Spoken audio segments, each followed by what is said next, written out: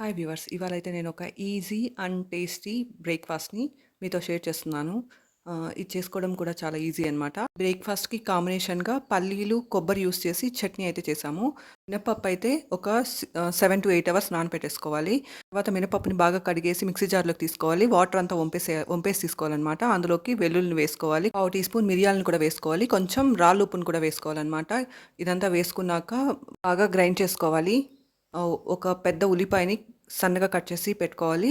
కొంచెం కొత్తిమీరని కూడా సన్నగా తరిగేసి పెట్టుకోవాలి. ఇప్పుడు మనం మిక్సీ జార్లో రుబ్బుకున్న పిండిని ఒక పాత్రలోకి తీసుకొని అందులోకి కొత్తిమీరని మనం తరిగి పెట్టుకున్న ఉల్లిపాయలని వేసేసి బాగా మిక్స్ చేయాలన్నమాట. ఇది ఎంత బాగా మిక్స్ చేస్తే అంత బాగా మనకు మినపవడలు ఫ్లఫీగా వస్తాయన్నమాట. ఇప్పుడైతే పెనంలోకి ఆయిల్ తీసుకొని వేడి చేయాలి.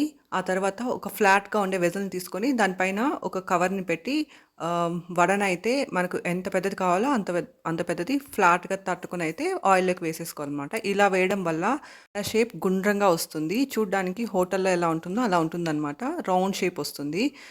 మనకు ఫ్లాట్గా ఉండే వెజల్ తీసుకోవడం ఇంపార్టెంట్ అనమాట. చూసారు కదా, ఇక్కడ ఇలాంటి వెజల్ తీసుకొని దానిపైన ఒక కవర్ని పెట్టి ఇలా తట్టి వేశారంటే అసలు వడలు చేయడం రాని వాళ్ళు కూడా చాలా పర్ఫెక్ట్గా వడలు చేస్తారనమాట. ఇది ఒక సింపుల్ ట్రిక్ అనమాట వడలు చేయడానికి. ఇలా ఒక ఫ్లాట్ వెజల్ని తీసుకొని దానిపైన కవర్ని పెట్టి చేయిని వాటర్లో జస్ట్ ఊరికే తడుపుకుంటూ తట్టి వేసేసారంటే వడ బాగా ఈజీగా కూడా ఊడుతుందనమాట. వడ తట్టుకునే ముందర జస్ట్ ఊరికే వాటర్లోకి చెయ్యి అలా అద్దుకొని అయితే తట్టుకున్నారంటే ఈజీగా రిమూవ్ కూడా అవుతుంది పెనంలో వేసే ముందు. ఇది ఒక సింపుల్ ట్రిక్ అనమాట వడలు చేయడానికి. ఇలా అన్ని వడలు ఫస్ట్ పెనంలో వేసాక 2 సైడ్లు ఇలా లైట్ గోల్డెన్ బ్రౌన్ కలర్ వచ్చేంత వరకు 2 పక్కల ఫ్లిప్ చేసుకుంటూ అంటే తిప్పుకుంటూ ఫ్రై చేశారంటే వడ చాలా పర్ఫెక్ట్గా వస్తుంది. ఇలా చేసుకున్న వడలు చాలా టేస్టీగా కూడా ఉంటాయన్నమాట. ఇలా టిష్యూ పేపర్ పైన వేసేసారంటే ఎక్సెస్ ఆయిల్ అంతా కూడా రిమూవ్ అయిపోతుందన్నమాట.